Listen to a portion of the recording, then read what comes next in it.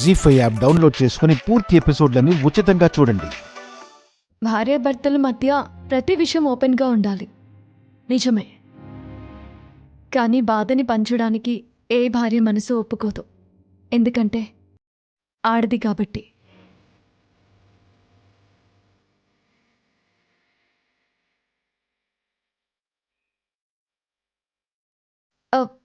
అమ్మ కూడా అంతే కదా. అమ్మ పిల్లలకు సంతోషంగా ప్రేమని మాత్రమే పంచుతుంది, బాధని తనలోనే దాచుకుంటుంది. అమ్మ నేర్పిన నడికే కదా మనం మెట్టినింట్లో సాగిస్తాం.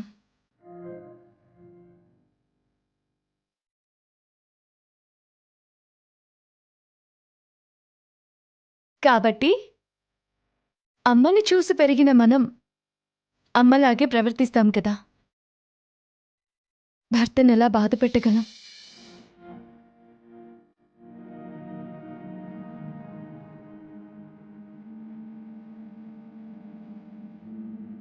ఇది సెల్ఫిష్నెస్ కాదు కైలాష్ గారు, ఇది పెళ్ళైన ఆడదాని వ్యక్తిత్వం.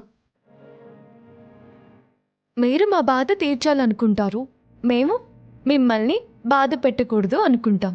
ఎందుకంటే ఆడది బాధ పెట్టాలి అనుకుంటే మగాడు తట్టుకోలేడు.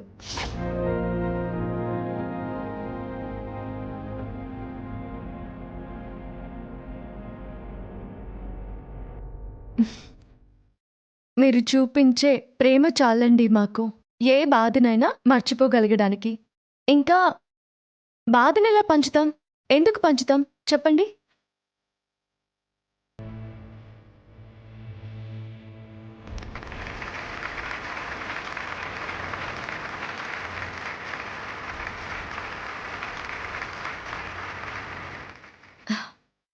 మగాడు బయట గెలవాలి, ఆడది ఇంట్లో గెలవాలి.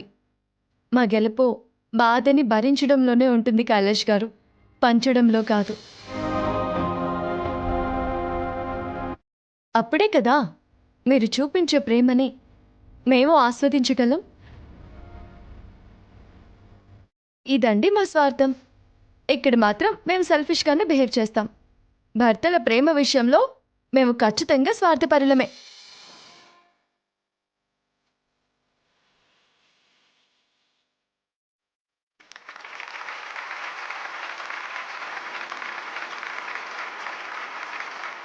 పెళ్ళైన ప్రతి ఆడదానికి భర్తే ప్రపంచం. ఆ ప్రపంచం సంతోషంగానే ఉంచాలి. ఆయన భార్య స్థానంలో అదే నేను కూడా చేస్తున్నాను.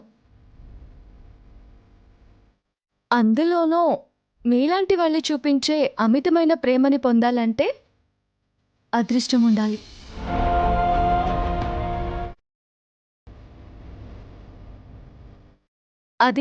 అది ఎలా చెడగొట్టుకుంటాను కైలాష్ గారు?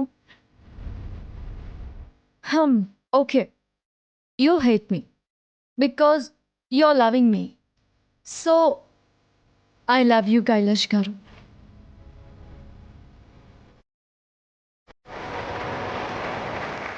జీ5 యాప్ డౌన్లోడ్ చేసి అన్ని ఎపిసోడ్స్ పూర్తి ఉచితంగా చూడండి.